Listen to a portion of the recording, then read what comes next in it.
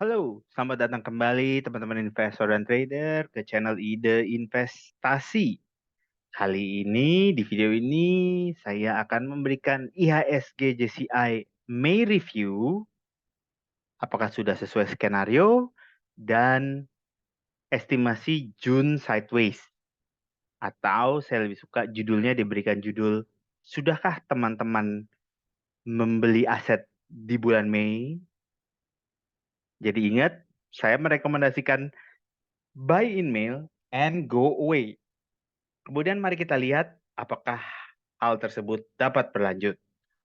Sebelumnya jangan lupa like, subscribe, komen di channel, dan jangan lupa share videonya bila dianggap membantu dalam teman-teman mengambil keputusan untuk berinvestasi. Mari kita mulai. Oke teman-teman, sekarang kita mulai. Dimulai dengan disclaimer informasi oleh Ide Investasi. Ya, jadi teman-teman silakan baca. Saya ingin disclaimer informasi ini sekarang saya taruh di depan agar teman-teman mengetahui posisi saya juga terhadap suatu saham. Saya saat ini mempunyai posisi saham pada saham INDF, UNVR, BSDE, SSIA, JAPA, MNCN, dan KBLI, dan saya tidak terafiliasi oleh emiten atau sekuritas manapun. Yang saya sajikan merupakan data publik yang dapat diakses oleh halayak umum melalui situs emiten masing-masing, di mana video ini sifatnya berbasis edukasi berbasis data dan bukan merupakan ajakan untuk membeli atau menjual. Oke, kita mulai. Dalam video kali ini, investment idea atau saya akan menggunakan tiga pendekatan yang atas, yaitu global makro, kemudian Indonesia makro, dan yang terakhir adalah 3 pendekatan siklus ekonomi. Per 4 Juni ya, atau per penutupan 31 Mei 2023 kemarin, maka GCI itu berada pada level 6.633, market cap-nya sebesar 9,3 T market cap-nya IHSG.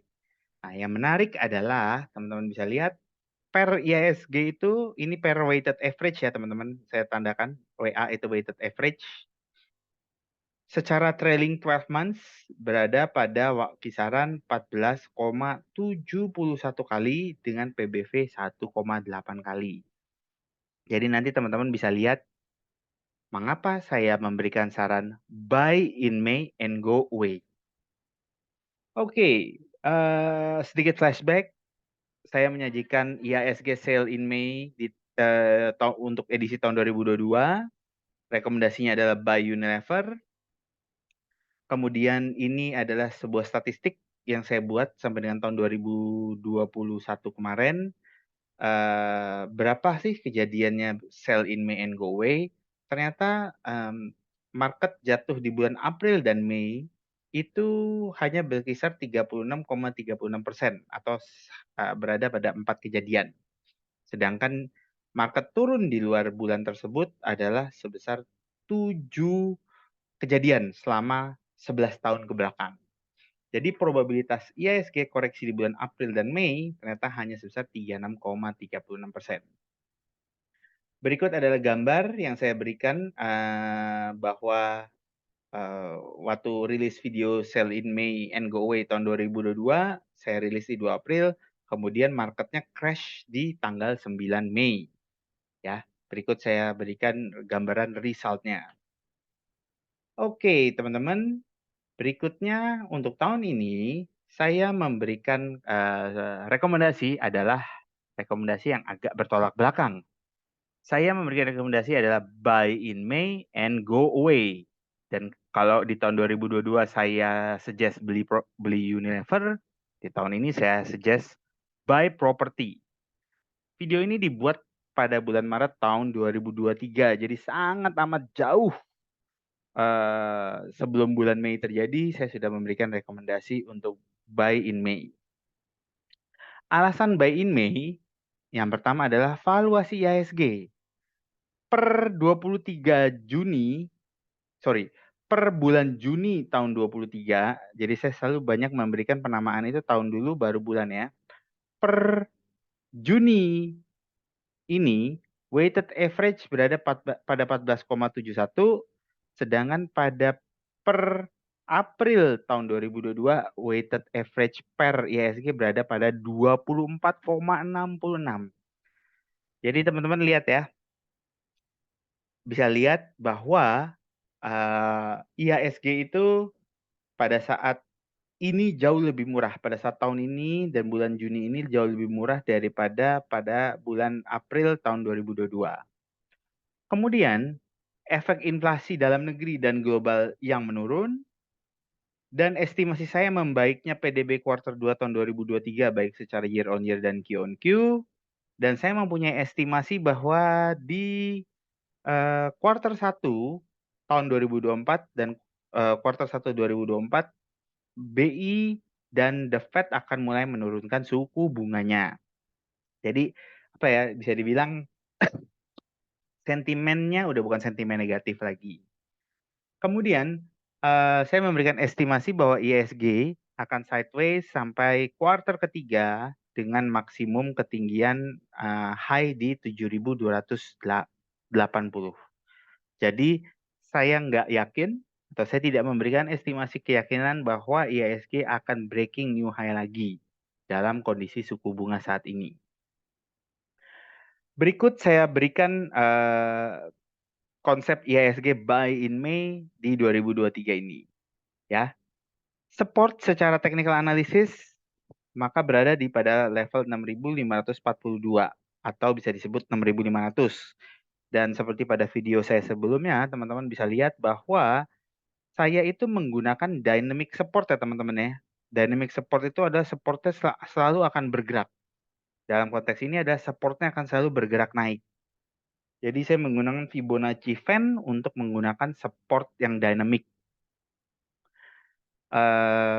Dan teman-teman melihat bahwa sebenarnya sekilas sempat terjadi arahnya seperti membuat triple bottom ya, ISG itu. Ini 1, ini 2, ini 3. Nah, tetapi saya melihat penurunan IHSG sampai dengan saat ini akan terhenti di level, ya kalau sampai turun lagi adalah di level 6.500 atau 6.542. Kenapa saya berkeyakinan seperti itu? Karena suku bunganya itu tetap, kecuali tiba-tiba BI menaikkan suku bunga nih. BI menaikkan suku bunga lagi menjadi 6% atau 6,25%, maka IHSG mungkin akan turun melebihi dari 6.500 atau 6.542 ya. Jadi saya harapkan bahwa buy in May ya, kebetulan ini Mei ini merah semua ini. Teman-teman semua sudah berhasil masuk dan mengakumulasi beberapa saham. Harapan saya jangan komoditas dan energi ya yang teman-teman kumpulkan ya. Jadi inilah alasan rekomendasi saya dari buy in May, karena saya melihat meski telah terjadi 3 kali support di test, tapi saya percaya bahwa buy in May and go away itu terjadi tahun ini. Maksimum kenaikan yang dialami IHSG adalah dalam rentang ini, yaitu 7.075 dan 7.280 merupakan target kenaikan IHSG saya. Jadi untuk dia menembus dari 7.280, saya sangat amat meragukannya selama suku bunga masih di level 5,75%. Mengapa? Kalau mengapanya nanti teman-teman silakan simak video sampai di belakang ini, jadi teman-teman bisa tahu alasannya kenapa. Oke, kenapa IHSG minggu terakhir di Mei ini benar-benar merah berdarah-darah? Kalau saya melihatnya karena adanya rebalance Morgan Stanley Composite Index, di mana Gotoh langsung masuk ke dalam MSCI Big Caps dengan weighted yang besar. Dan kemudian menurut saya terjadinya rotasi sektor dan saham, maksudnya saham investor banyak mulai berburu kepada saham-saham yang memberikan dividen play. Contoh dari MSCI atau Morgan Stanley Composite Index yang dikocok ulang atau rebalance-nya dilakukan rebalance adalah masuknya Gotoh, dan Gotoh ini ternyata langsung menduduki peringkat nomor 6 di dalam MSCI Big Caps ya. Jadi Gotoh ini bisa dibilang setara dengan Astra International. Dan saya melihat dengan kemarin ini kenaikannya BCA ya, ada kenaikan di BCA, BRI, dan mungkin Astra ya, ada kenaikan weighted. Makanya kemarin saham-saham tersebut belum melakukan koreksinya. Tetapi BNI sudah melakukan koreksinya karena saya melihat ini BNI weighted persentasenya adalah diturunkan. Seperti itu teman-teman. Oke, pendekatan rekomendasi industri saya di Juni 2023, ya teman-teman pasti sudah memahami, saya sudah melakukan call buy properti industri dan residensial dengan topik saya di BSDE, SSIA dan BES. Consumer goods berada pada INDF dan UNVR. Semen, top choice saya berada pada SMGR. Kemudian untuk media, top choice saya berada pada di MNCN. Untuk poultry, masih ada Cepin dan Jepa. Kemudian perkabelan, KBLI. Banking syariah itu BRIS. Kemudian emiten perbajaan. Jadi ini ada 8 rekomendasi industri. Ingat ya teman-teman, saya memberikan rekomendasi industri dan bukan sektoral. Karena kalau sektoral sekarang agak membingungkan ya dalam memberikan rekomendasi karena bisa dibilang sektoral itu sekarang sudah mulai tercampur-campur. Jadi saya lebih suka memberikan rekomendasi dalam bentuk industri. Oke, ini adalah yang saya estimasi akan mengalami kenaikan selama Juni 2023. Ingat selalu kata-kata, when everybody say sell, we say bye-bye. Jadi kalau kemarin ada teman-teman sudah mulai panik melihat bahwa indeks sudah menembus 6.600 dan mulai ada skenario macam-macam, ingat dalam tahun ini saya akan selalu bilang buy. Oleh karena itu, teman-teman harusnya sudah membeli buy in May and go away. Ya, ini adalah video yang sudah saya rilis di bulan Maret tahun 2023 ini. Nah, berikut saya akan berikan ekonomi makro update-nya per Mei 2023. Pada bulan Maret, pendekatan makro inflasi saya adalah, teman-teman bisa lihat, inflasi masih bergerak di atas 5%. Kemudian saya memberikan estimasi bahwa inflasi itu akan turun, teman-teman. Mari kita lihat realitanya. Yes, teman-teman, inflasi sudah mengalami penurunan. Bahkan ini bisa dibilang penurunannya sudah di bawah 4,5% ya. Dari posisi di bulan Maret yang masih berada di 5%. Jadi inflasi Indonesia sudah mengalami penurunan. Kemudian kalau kita memakai pendekatan moneter atau suku bunga, ya teman-teman lihat ini selama 5 tahun, ya, dan sekarang kita ada di level 5,75. Kemudian kalau kita dalam 25 tahun, ya, trennya kita terlihat bahwa suku bunga itu akan turun, teman-teman.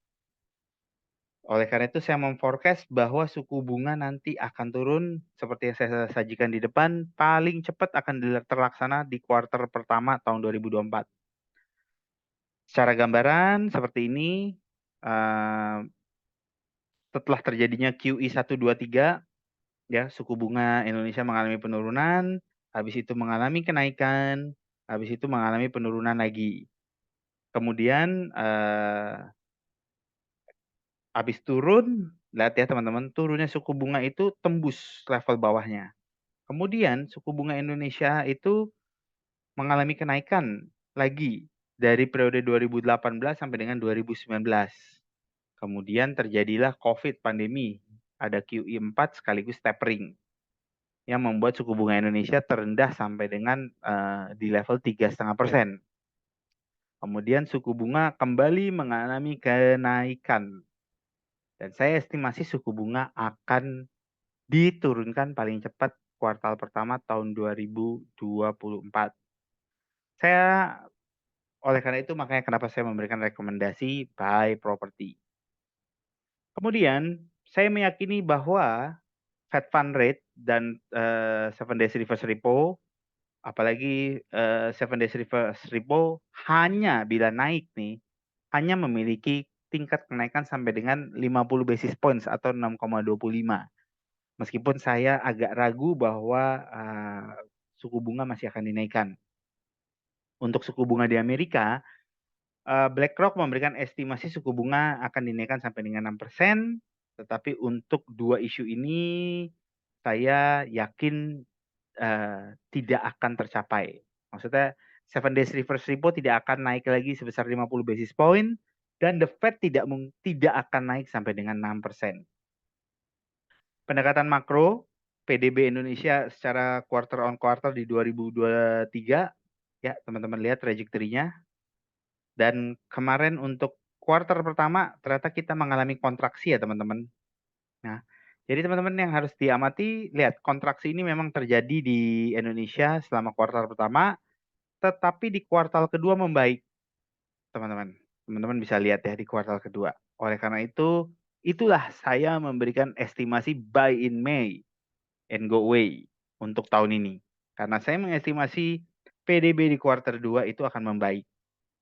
Lihat trennya. Meskipun mengalami penurunan, tetapi akan membaik daripada kuartal 1 untuk PDB kuartal 2.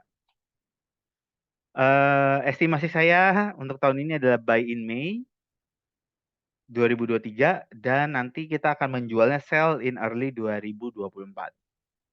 Oke, berikut adalah pendekatan makro PDB secara tahunan. Kita lihat trajektorinya juga masih turun ya teman-teman. Trajektori PDB Indonesia masih mengalami penurunan.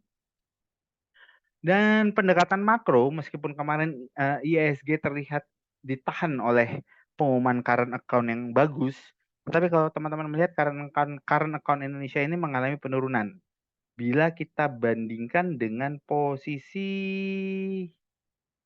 kalau kita bandingkan dengan posisi di tahun, bulan Januari, memang kita mengalami, kenaikan. Kalau teman-teman melihat perbandingan antara 2023 dengan tahun 2022, kita mengalami kenaikan.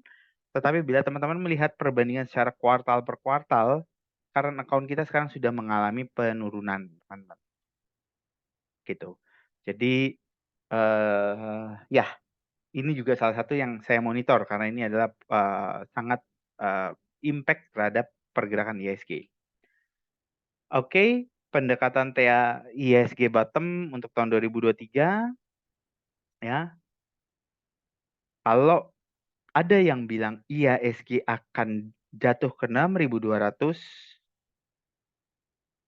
lebih baik bertanya, kenapa IHSG bisa turun ke 6.200? Ini adalah pendekatan bottom IHSG yang saya lakukan pada bulan Maret. Waktu itu bottomnya ada di 6.400, tetapi tadi teman-teman sudah melihat video saya di awal bahwa sekarang support IHSG itu bergerak naik ke level 6.500 sampai dengan 6.580. Jadi kalau ada yang bilang IHSG akan ke 6.200 tahun ini, lebih baik kita bertanya apa alasannya untuk IHSG turun sampai 6.200. Oke, sedikit saya share adalah hubungan 7 days reverse repo terhadap IHSG untuk teman-teman bisa baca, ya. Jadi mudahnya untuk teman-teman untuk hafalkan adalah bila suku bunga naik, maka imbal hasil aset berisiko akan semakin kecil dan bila suku bunga turun, maka imbal hasil berisiko semakin naik. Oleh karena itu saya memaintain bahwa IHSG di tahun 2023 ini tidak akan breaking new high. Question, seperti biasa teman-teman bisa leave comment di bawah video ini dan saya ulang disclaimer informasi oleh saya dan semoga teman-teman bisa menghasilkan cuan, apalagi besok adalah hari Senin IHSG akan kembali dibuka dan nonton terus video-video saya karena saya akan memberikan ulasan-ulasan yang ahead of the market atau mendahului pasar bergerak. Oke, salam ide investasi dan jangan lupa like, subscribe, komen, dan share video saya bila dianggap membantu, dan semoga teman-teman selalu cuan selalu. Salam ide investasi.